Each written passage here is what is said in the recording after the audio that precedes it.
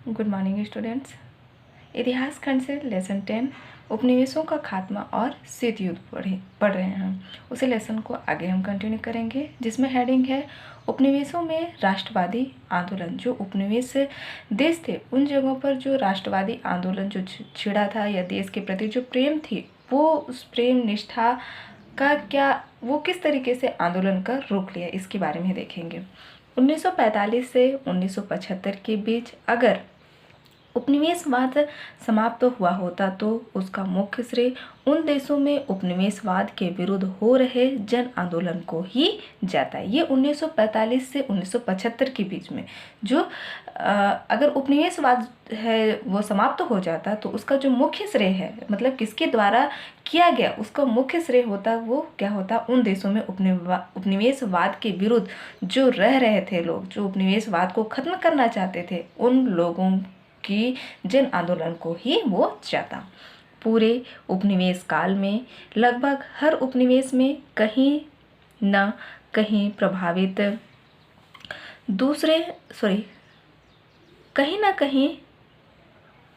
प्रभावित समूहों द्वारा विद्रोह होता रहा। जो पूरे विश्व का उपनिवेश काल में जो लगभग हर उपनिवेश में कहीं ना कहीं इस उपनिवेश को लेकर के क्या हो रहे थे, विद्रोह हो रहा था। वो क्या किसके द्वारा हो रहा था, समूहों के द्वारा वो होता चला जा रहा था। उदाहरण के लिए भारत में जगह जगह जनजातियों व किसानों का विद्रोह 1750 से लेकर के 1950 तक चलता रहा। जैसे 1856 संथाल विद्रोह, 1857 का विद्रोह, 1910 में बस्तर का भूमकाल विद्रोह, 1946 में, 1950 तक तेलंगाना किसान विद्रोह आदि। तो उदाहरण के लिए जो जगह जगह पर भारत में जनजातियों के द्वारा, किसानों के द्वारा, संथाल के द्वारा जो विद्रोह के लेकर क्या हो रहा था, या फिर किसानों के द्वारा विद्रोह, ये भारत की स्थिति को बताया है कि किस तरीके से जो विद्रोह था वो समूहों के द्वारा वो बढ़ता ही जा रहा था। ये विद्रोह दो कारणों से महत्वपूर्ण थे। जो कारण थे वो पहला कारण, उन्होंने उपनिवेशिक राजनीतिक सत्ता को चुनौती दी। उन्होंने पहला, इसका जो मुख्य कारण था, जो उपनिवेशिक थे, जिस तरीके से जो साम्राज्यवादी देश थे वो उपनिवेश हासिल करके या प्राप्त करके उन पर राजनीतिक तौर से, संसाधन की दृष्टि से लोगों को क्या परेशान करते थे। तो उन जो राजनीतिक सत्ता जो थी उनकी, उस सत्ता को उन्होंने चुनौती दी। दूसरा, उन्होंने वैचारिक उपनिवेशवाद, जिसके माध्यम से शासकों ने उपनिवेश के लोगों को सोच पर हावी होने की चाहत को भी ठुकरा दिया। दूसरा कारण क्या था कि वैचारिक, मतलब जो सोच विचार थी किसकी, उपनिवेशवाद, जिसके माध्यम से क्या हो रहा था, शासकों ने उपनिवेश के जो लोग थे उस सोच पर क्या हो रही थी, हावी होने की चाहत को भी, जो साम्राज्यवादी देश के द्वारा जो उपनिवेशों पर थोपी जा रही थी, जबरदस्ती अपनी सोच को उन पे तक जो थोपी जा रही थी, उस थोपी हुई सोच को हावी होने से उन्होंने ठुकरा दिया। हालांकि ये विद्रोह काफ़ी कैसा था, प्रभावशाली था, परंतु वे इतने शक्तिशाली नहीं थे कि उपनिवेशी सत्ता को हरा पाए। मतलब जिस तरीके से उन्होंने उपनिवेशवाद को समाप्त करने की या खत्म करने की कोशिश की थी, उस सत्ता को उन्होंने विद्रोह तो किया था, काफ़ी प्रभावशाली भी हुआ, लेकिन वो इतने शक्तिशाली नहीं थे कि वो जो उपनिवेशी जो सत्ता है, जो शासन है, उसको वो हरा पाए।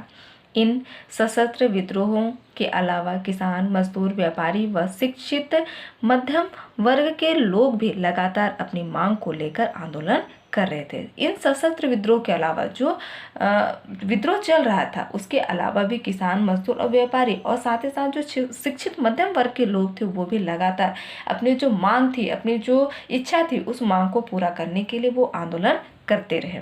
ये आंदोलन किसी वर्ग विशेष की मांगों को लेकर जरूर थे, मगर उनका सम्मिलित असर औपनिवेशिक शासन पर भी पड़ा।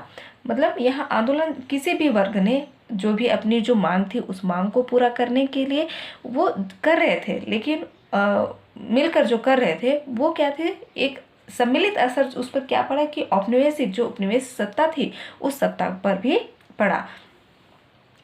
इनके अलावा राष्ट्रीय आंदोलन स्वतंत्रता के आंदोलन भी तीव्रता के साथ उभरने लगे। इसके अलावा क्या हुए, राष्ट्र की स्वतंत्रता के आंदोलन भी तीव्र बढ़ते चले गए। भारत में 1885 से ही इस दिशा में विचार प्रारंभ हो चुका था और 1905 के बाद काफ़ी तीव्र हो गया।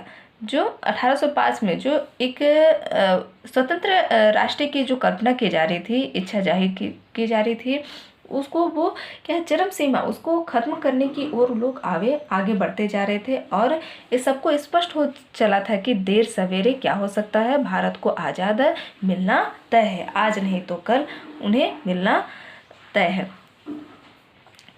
साथ ही साथ क्या होने लगा था कि जो 1885 के बाद जो विचार जो प्रारंभ हो रहा था वो काफ़ी बढ़ते बढ़ते कहाँ तक पहुँच गया, 1905 तक काफ़ी तीव्र होता चला गया। यह आंदोलन क्या है, द्वितीय विश्व युद्ध के बीच जो 1942 में अपने चरम पर पहुँच गया। इससे स्पष्ट हो चला कि एक न एक दिन क्या हो सकता है, भारत को आज़ाद मिल सकता है। चीन में भी राष्ट्रवादी क्रांति 1911 में शुरू हुई, लेकिन उसे पूर्ण रूपेण सफल होने के लिए 1949 के साम्यवादी क्रांति तक इंतजार करना पड़ा। उसी तरीके से चीन में जो किसकी सत्ता, मतलब राष्ट्रवादी क्रांति से 1911 में शुरू हुई, लेकिन पूर्ण रूप से उसे सफल कब मिली, 1949 में। किसके द्वारा, साम्यवादी क्रांतियों के द्वारा मिले, जो काफ़ी लंबे समय तक इंतजार करने के बाद हो पाए। ज़्यादातर एशियाई और अफ्रीकी देश में द्वितीय विश्व युद्ध के दौरान ही राष्ट्रवादी आंदोलन की शुरुआत हो गई थी। जब द्वितीय विश्व युद्ध शुरू हो चुका था, या उस स्थिति के दौरान ही लोग जो राष्ट्रीय आंदोलन थी, जो अपने आप को स्वतंत्र रूप से स्वतंत्र करना चाहते थे, तो उस आंदोलन को लेकर के वो द्वितीय विश्व युद्ध के समय ही शुरुआत हो चुकी थी। इन राष्ट्रवादी आंदोलन के समक्ष कई चुनौतियाँ थीं। जो आंदोलन चल रहे थे या राष्ट्रवादी आंदोलन के समक्ष ऐसी बहुत सारी चुनौतियाँ थीं और उन चुनौतियों का उन्हें सामना भी करना पड़ा। ज़्यादातर देशों में लोग जातीयता, भाषा, प्रांतीयता और धर्म के आधार पर छोटे छोटे समूह में बटे थे और उनमें एक राष्ट्र की भावना नहीं थी। ज़्यादातर कहा गया है कि ये राष्ट्रीय आंदोलन तो थी, उनके सामने बहुत सारी चुनौतियाँ थी। उन चुनौतियों को कहा गया कि ज़्यादातर लोग कैसे थे, जातीय थे। जातीयता मतलब देश में विभिन्न जाति के लोग, विभिन्न भाषा के लोग, विभिन्न प्रांतों में, छोटे छोटे प्रांतों में रहने वाले लोग, और साथ ही धर्म के आधार पर भी लोग छोटे छोटे समूहों में बटे थे, जिसमें क्या थी, एक राष्ट्र की भावना नहीं थी। मतलब राष्ट्र के प्रति जो भावना होती है, जो प्रेम होती है, जो निष्ठा होती है, कर गुजरने की जो इच्छा होती है, वो भावना नहीं मिल रही थी। इन विविधताओं को समेटते हुए एक इस राष्ट्र का गठन करना और उसके साझे हित को सबके लिए सर्वोपरि बनाना एक कठिन काम था, क्योंकि जो देश में लोग थे वो विभिन्न जाति, धर्म, समुदाय, प्रांत के लोग और भाषा के आधार पर और धर्म के आधार पर भी बटे हुए थे। तो उन विविधताओं को लेते हुए, समेटते हुए क्या किया गया, राष्ट्र का गठन किया गया, जिसमें क्या हुआ, साझे हित मतलब सबकी जो इच्छा है या विचार है, सोच है, उसको एक हित के लिए या एक बना करके सर्वोपरि बनाना कैसा था, कठिन काम था। क्योंकि सबकी जो सोच विचार थी या जो इच्छा थी वो क्या थी, अलग अलग थी। तो उसे सबकी जो सोच को एक साथ समेट करके लाना और उसे एकता के सूत्र में बांधना एक बहुत ही बड़ा काम था। सभी लोगों को साथ लाने वाला तत्व अक्सर केवल विदेशी शासकों का विरोध करना ही था। सभी लोगों के साथ लाने मतलब जितने भी जो लोग थे, जो विविधता हमने यहाँ पढ़ी, उन विविधताओं को एक साथ लाने तथा उस पर असर डालने के लिए, विदेशी शासकों पर असर डालने के लिए शासकों का विरोध करना ही था किसी भी तरीके से।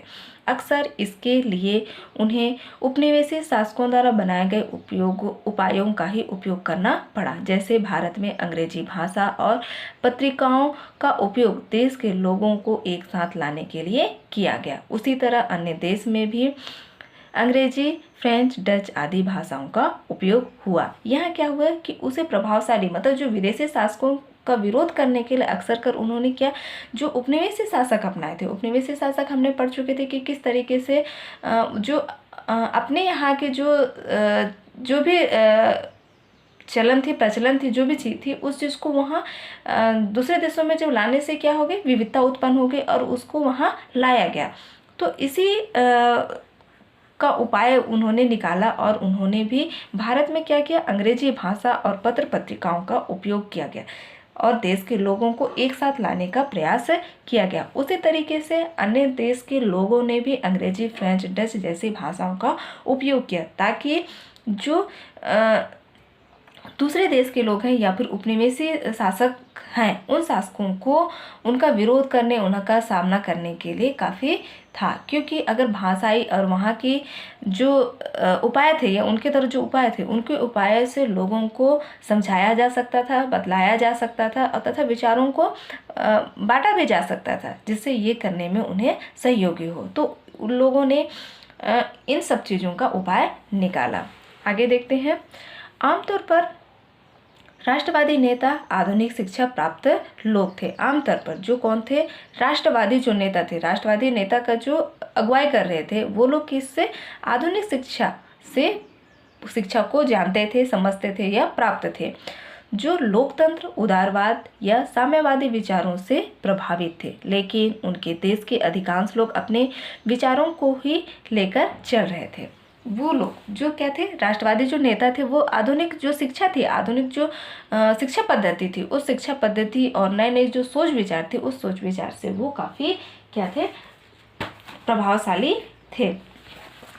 तो जो लोग लोकतंत्र मतलब लोगों के द्वारा, तंत्र मतलब शासन, उदारवाद वह सिद्धांत जहाँ पे सभी लोग स्वतंत्र रूप से रहने को लोगों को क्या मिले, अधिकार मिले, जैसे समानता हो गई, स्वतंत्रता हो गई, ये सारी चीज़ें। और साम्यवादी एक ऐसी विचारधारा, एक ऐसे सिद्धांत के आधार पर चलने वाले लोगों की जो सोच होती, इन विचारों से क्या थे, प्रभावित थे। लेकिन अनेक देश, उनके देश के अधिकांश लोग कैसे थे, पुराने विचारों को ही सोचकर चल रहे थे। मतलब जो पुरानी जो सोच विचार थी, उसे सोच विचार के आधार पर चल रहे थे, जो प्रायः क्या थे, पुरुष प्रधान, सामंती, धार्मिकता या कबीलाई सोच पर आधारित थे। जो पुराने जो सोच विचार थी वो कैसे थे, पुरुष प्रधान, केवल पुरुषों को ही अहमियत या ज़्यादा उनको महत्व दिया जाता था।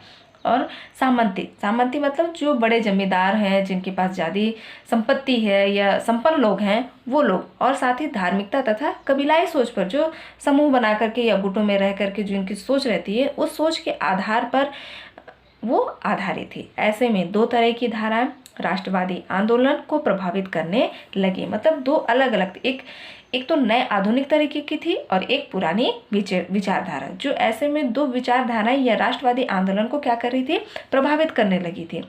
एक धारा ऐसी थी जो कैसी थी, आधुनिक शिक्षा और संस्थाओं की मदद से नए विचारों को लोगों में फैलाते हुए राष्ट्रवादी आंदोलन का विकास करना चाहते थे। उसमें पहले एक धारा के बारे में बताया गया कि जो आधुनिक शिक्षा से को जानते थे, समझते थे, वो लोग क्या है, संस्थाओं की मदद से उन्होंने संस्थाओं का गठन किया, जहाँ पर के क्या हो सके, मदद से नए विचारधारा जो है, उन नए विचारधाराओं को लोगों को बतला सके और उनके अंदर राष्ट्रवादी भावना का विकास करना चाहते थे, जो देश के लिए कुछ कर सके या देश प्रेम की जो निष्ठा है, वो भावना को विकसित किया जा सके। तो इसकी मदद से की जा रही थी, जो आधुनिक शिक्षा और संस्थाओं की मदद से।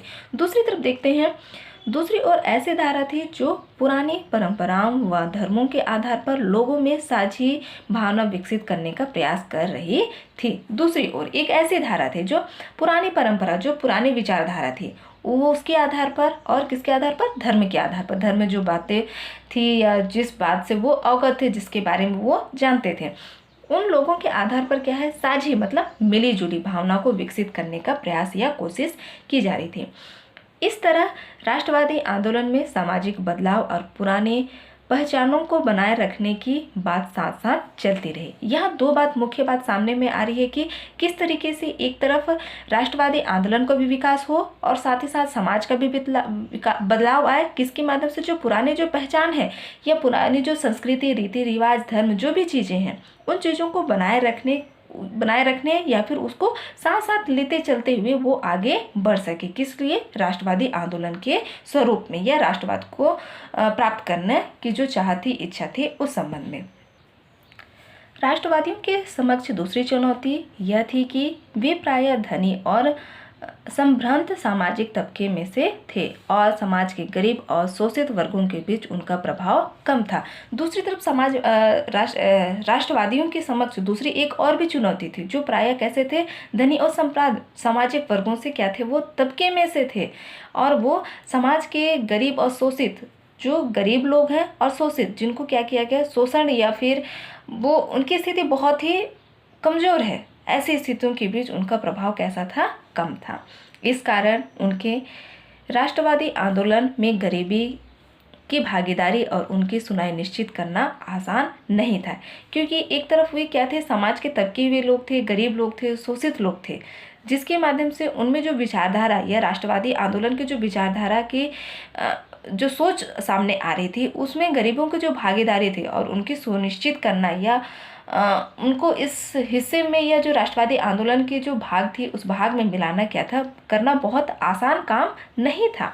आपको याद होगा कि भारत में गांधी जी, जवाहरलाल नेहरू और वल्लभ भाई पटेल जैसे कांग्रेस के नेता सम्राट वर्ग के होते हुए भी गरीब किसान, मजदूरों व जनजातियों के आंदोलन में सम्मिलित हुए थे, क्योंकि ये लोग क्या थे, एक ऐसे राष्ट्रवादी नेता थे जिन्होंने क्या बोलना चाहिए, अच्छे सोच विचार रखने वाले नेता थे, जिन्होंने उच्च वर्ग में या अच्छे वर्ग में आने के बावजूद भी उन्होंने क्या किया, जो गरीब लोग हैं, किसान हैं, मजदूर हैं या फिर जनजाति हैं, उनके आंदोलन में वो भी सम्मिलित हो चुके, और उन्होंने क्या किया, उन्होंने हितों को राष्ट्रवादी आंदोलन में समाहित करने का प्रयास किया।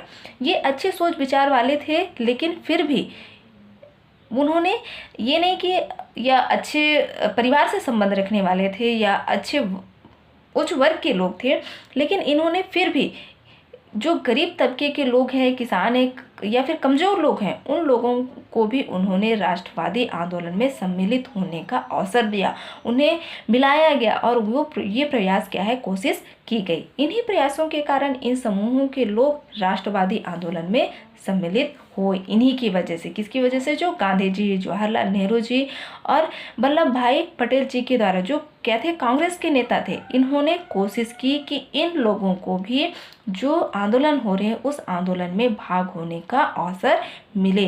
तो उन्होंने यही प्रयास के कारण ही जो राष्ट्रवादी आंदोलन में वे शामिल हो पाए। लेकिन कई अन्य देश में ऐसा नहीं हो पाया और गरीब तबके के लोग कटे रहे। लेकिन जो अन्य या भारत के अलावा और अन्य भी जो देश थे, वहाँ पे ये ऐसी नहीं हो पाई, या जिस तरीके से यहाँ जो नेताओं ने किया था कि भारत के में जितने भी लोग थे, चाहे वो उच्च वर्ग के थे, संपन्न लोग थे, जमींदार लोग थे या शिक्षित वर्ग के लोग थे, और साथ ही साथ उन्होंने गरीब तबके के लोगों को भी इस आंदोलन में भाग होने का या भागीदारी होने की उनको कोशिश की गई, उन्हें जागरूक किया गया, उन्हें बतलाया गया और उन्हें सम्मिलित भी किया गया। लेकिन दूसरे ऐसे देशों में गरीब क्या हो गए, गरीब तबके के लोग जो गरीबी के कारण उनकी स्थिति कमज़ोर है, ऐसे लोग क्या हो गए, कटते चले गए। ये अन्य देशों के बारे में बतलाया गया है। आगे देखते हैं, राष्ट्रवादियों के समक्ष तीसरी चुनौती यह थी कि अधिकांश देशों में लोकतांत्रिक प्रणाली विकसित ही नहीं हुई थी, ना ही वहां व्यापक जनभागीदारी के आधार पर राष्ट्रवादी आंदोलन बने। पर भारत इन मामलों में अपवाद ही रहा, क्योंकि 1880 से ही भारत में लोकतांत्रिक प्रणाली का आभास लोगों को होने लगा था। दूसरी ओर जो राष्ट्रवादियों के सामने तीसरी एक मुख्य और भी चुनौती थी, जो क्या थी, अधिकांश देशों में क्या थी, लोकतांत्रिक प्रणाली विकसित ही नहीं हुई थी। मतलब लोकतांत्रिक मतलब लोगों के द्वारा चुने गए शासन प्रणाली, जिसमें लोगों के द्वारा चुना हुआ वह व्यक्ति जिसके द्वारा शासन किया गया, मतलब अपनी इच्छा अनुसार ऐसी शासन प्रणाली विकसित नहीं हुई थी। ना ही वहाँ व्यापक जन भागीदारी, व्यापक मतलब अधिक मात्रा में, जन भागीदारी मतलब लोगों के द्वारा भाग लेने के आधार पर राष्ट्रवादी आंदोलन बने। पर भारत में क्या हुआ, मतलब जिस तरीके से हमने यहाँ पे राष्ट्रवादी आंदोलन के बारे में पढ़ा, जिसमें भारत में सभी लोगों ने पूर्ण रूप से राष्ट्रवादी आंदोलन में भाग लिया, चाहे वो उच्च वर्ग के थे, मध्यम वर्ग के थे या फिर निम्न वर्ग के थे, सभी ने भाग लिया। तो भारत में जो स्थिति थी वो क्या थी, राष्ट्रवादी आंदोलन पर भारत ने इस मामले में भी क्या है, अपवादी रहा, क्योंकि 1825 से ही भारत में क्या होने लग गया था, लोकतांत्रिक प्रणाली, लोगों के द्वारा चुना गया एक ऐसा शासन प्रणाली का आभास लोगों को होने लगा था। अंग्रेज सरकार ने भारत में मतदान तथा चुने गए प्रतिनिधियों द्वारा नगर पालिकाओं के कामकाज की परंपरा शुरू कर दी थी।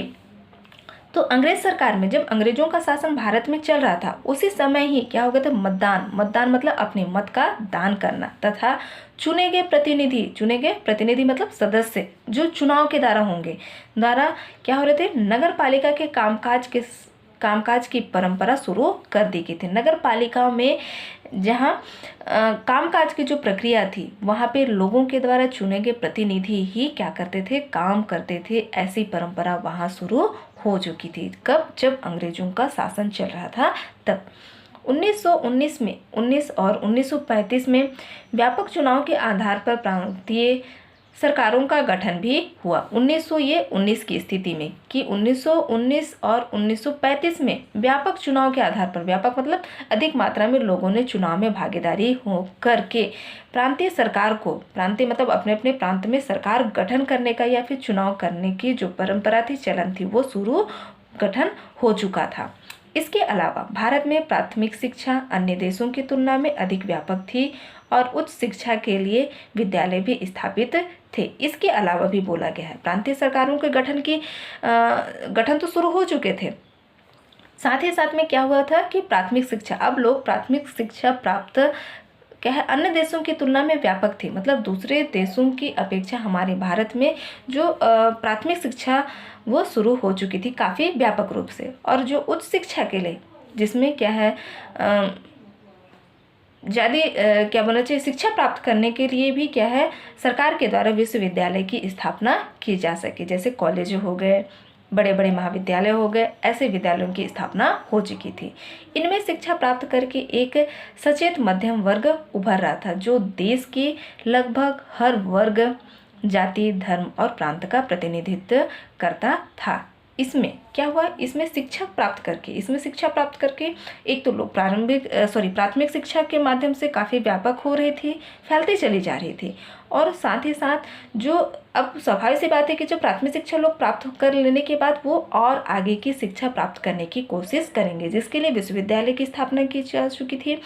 तो शिक्षा प्राप्त करके कौन से वर्ग के लोग, मध्यम वर्ग के लोग उभर रहे थे, मतलब वो अब बढ़ते जा रहे थे शिक्षा प्राप्त करके, जो देश के मतलब हर वर्ग के लोग, जाति, धर्म और हर प्रांत का प्रतिनिधित्व करता था। प्रतिनिधित्व मतलब उनका संचालन, उनको निर्देश या सही दिशा दिखाने वाला, जो किसके प्रति, हर वर्ग, जाति और धर्म और साथ ही साथ प्रांत का वो प्रतिनिधित्व करता था।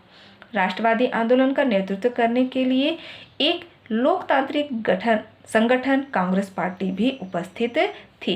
राष्ट्रवादी आंदोलन का नेतृत्व मतलब उसका जो अगुवाई करने वाला या फिर संचालन करने वाला, जिसके माध्यम से राष्ट्रवादी आंदोलन थी वो कैसी होगी, किस तरीके से होगी, कैसे किए जाएंगे, ये सारी चीज़ों का जो नेतृत्व करने के लिए एक क्या की गई, लोकतांत्रिक का संगठन, किसके माध्यम से, कांग्रेस पार्टी भी उपस्थित थी, जहां पे लोगों के लिए प्रतिनिधित्व या फिर चुनाव के माध्यम से संगठन बना करके किया जा सकता था। इसके अलावा भी देश में अन्य कई दल थे जो विभिन्न विचारधाराओं, समुदायों, वर्गों और प्रांत के हितों पर प्रतिनिधित्व करते थे। इसके अलावा भी यहाँ तो हमने राष्ट्रवादी आंदोलन का नेतृत्व के बारे में समझ चुके और किस तरीके से लोकतांत्रिक संगठन के माध्यम से उन्होंने कांग्रेस पार्टी की भी उपस्थिति दी। लेकिन इसके अलावा भी देश के जो अन्य कई दल थे, मतलब कांग्रेस दल के अलावा भी कई और भी ऐसे राजनीतिक दल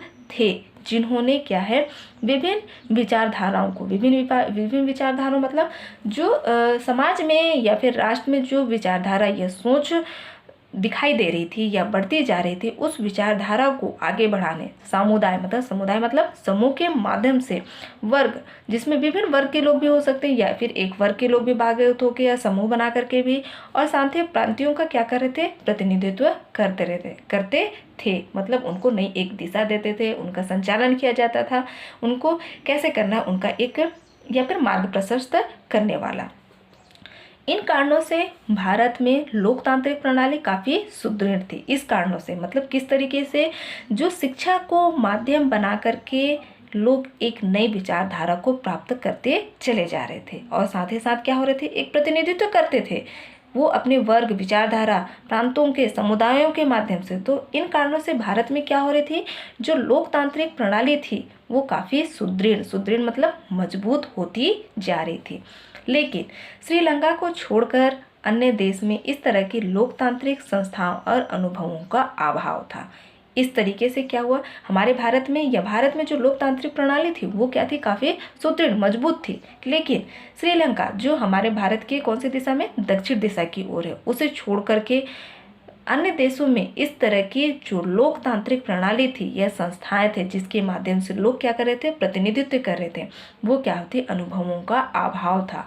ऐसी अनुभव जो थी, जिस तरीके से राष्ट्रवादी आंदोलन के लिए, लोकतांत्रिक संगठन बनाने के लिए, इन सब सारी चीज़ों का क्या था, अभाव मतलब उन्हें कमी था।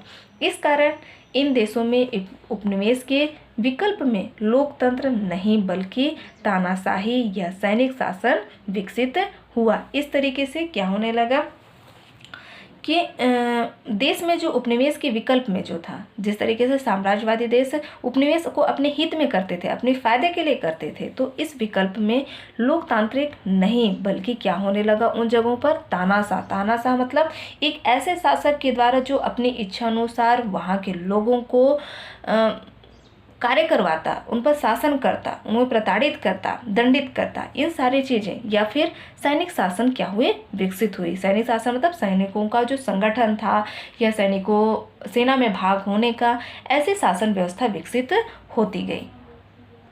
अब आगे देखते हैं उपनिवेशीकरण के कुछ उदाहरण यहाँ बताए गए हैं। 1935 के बाद भारत में अंग्रेज शासन के विरुद्ध लगातार आंदोलन चल रहे थे। जब 1935 के बाद भारत में क्या होने लगी थी, जो अंग्रेज शासन के विरुद्ध, जो अंग्रेजी शासन व्यवस्था थी, सत्ता थी, उसके खिलाफ क्या चल रहे थे, आंदोलन चल रहे थे।